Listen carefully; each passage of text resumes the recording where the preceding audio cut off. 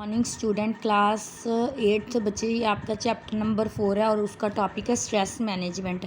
Page है आपका 60। ठीक है, तो स्ट्रेस मैनेजमेंट क्या होता है, तो हम पढ़ रहे थे इसमें एंडोक्राइन सिस्टम में। ठीक है, तो स्ट्रेस मैनेजमेंट क्या है बच्चे, कई बार अडोलसेंस पीरियड में स्ट्रेस हो जाता है बच्चों को। ठीक है, तो उसको मैनेज कैसे करना है उसके बारे में है ये topic. Stress is a state of mental और इमोशनल स्ट्रेन और टेंशन रिजल्टिंग फ्रॉम एडवर्स और डिमांडिंग सर्कमस्टेंसेस। तो क्या होता है बच्चे, स्ट्रेस क्या है, आपकी मेंटल और इमोशनल स्टेट है। ठीक है, एक टेंशन हो जाती है आपको, कब होती है, जब हमें कोई चीज़ डिमांड करता है हमसे। ठीक है, मान लो कि आपके पेरेंट्स आपसे डिमांड कर रहे हैं बच्चों से कि आपके नंबर इतने आने चाहिए। ठीक है, तो उस कंडीशन में बच्चों को स्ट्रेस हो जाता है, उसे हम स्ट्रेस बोल सकते हैं। It is quite common in adolescence. ये अडोलसेंस पीरियड में कॉमन होता है क्योंकि एक्सपेक्टेशंस होती हैं उनकी गुड परफॉर्मेंस को लेके और स्टडीज़ को लेके, स्पोर्ट्स को लेके, एक्स्ट्रा करिकुलर एक्टिविटीज़ जो होती हैं आपकी डेवलपमेंट के लिए, उसके लिए। ठीक है, तो cooperation, participation in household work, it leads to various physical, physiological and psychological disorders. In order to achieve most students take to caffeine. अब क्या होता है बच्चे, कुछ बच्चे इतने स्ट्रेस में आ जाते हैं, मतलब उनके जो पेरेंट्स उन पर स्ट्रेस डालते हैं किसी चीज़ को लेके, जहाँ उन्हें किसी और चीज़ का स्ट्रेस होता है लाइफ में, तो उस टाइम स्टूडेंट्स क्या करते हैं, एडोलसेंस पीरियड में कैफ़ीन लेते हैं। ठीक है, कैफ़ीन लेते हैं, जैसे भी वर्जिस, मतलब अल्कोहल वगैरह पीते हैं, जिससे क्या हो, and try to sleep less, और कम सोते हैं। ठीक है, it is no solution to of the problem. ये तो सोल्यूशन नहीं है कि आप अल्कोहल पी रहे हो और इससे क्या है कि आपका स्ट्रेस कम हो जाएगा, ऐसा तो कुछ नहीं हो सकता। ठीक है, तो ये सबसे बड़ी प्रॉब्लम है, ये कोई सोल्यूशन नहीं है आपकी स्ट्रेस का।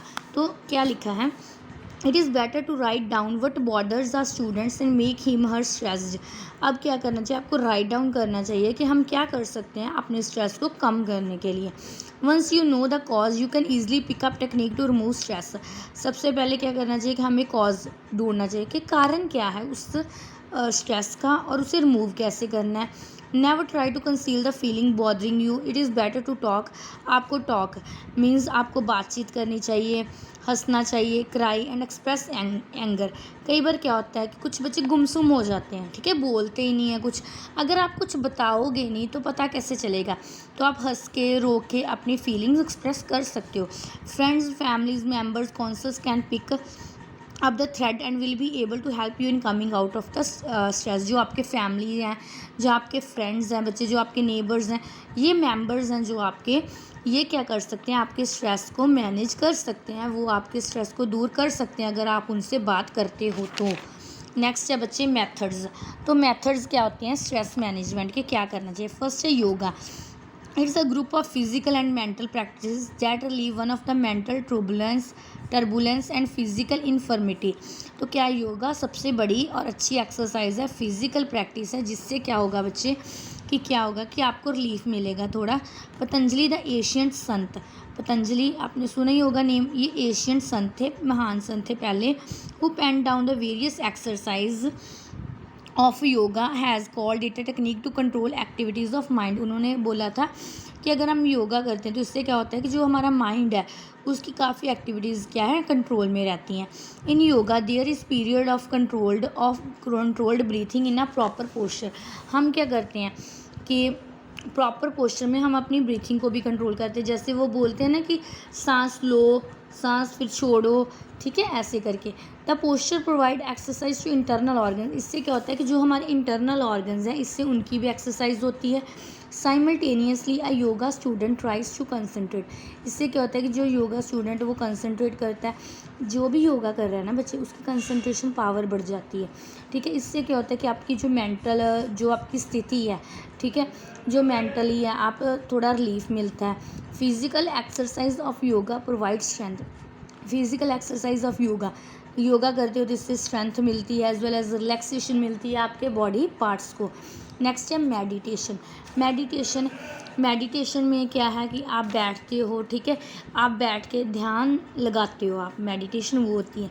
It's an act of remaining in a silent, ये बिल्कुल साइलेंट बच्चे काम स्टेट पे की जाती है।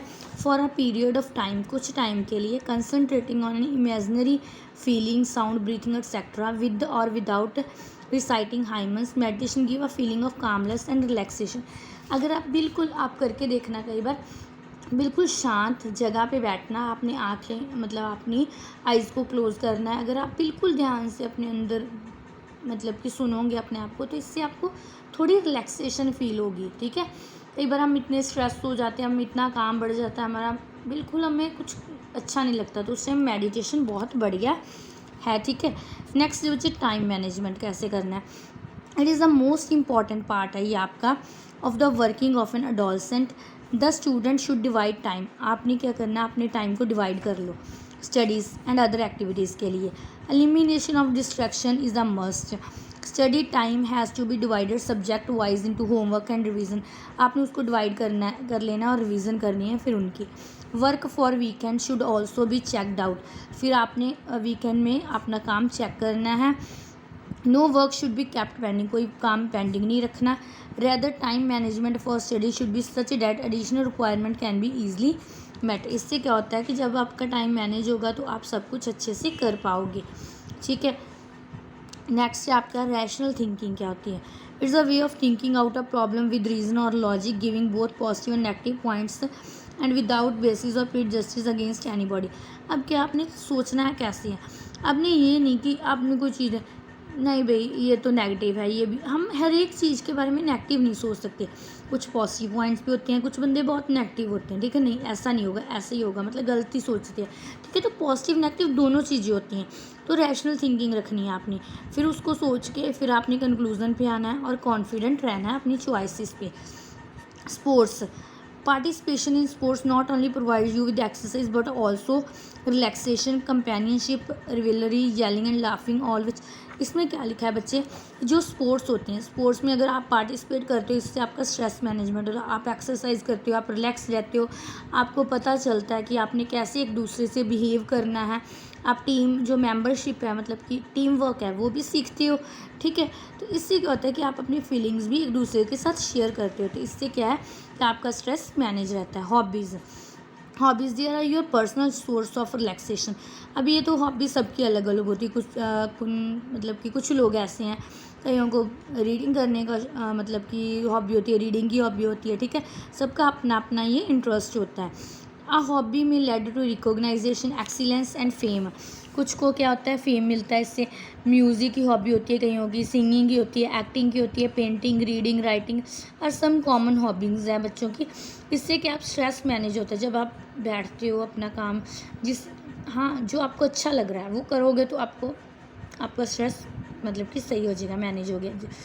तो यहाँ तक था हमारा चैप्टर, ये कंप्लीट हो गया है यहाँ तक, ठीक है। ये सर्कुलेटरी सिस्टम आपने नहीं करना, ये हमारा अगस्त का टॉपिक है, ठीक है। तो ये हमारा कंप्लीट हो गया आपका ये चैप्टर, और आपने ये जो हमारा रह गया था यहाँ से थायराइड ग्लैंड से, ये हम टुमारो करेंगे।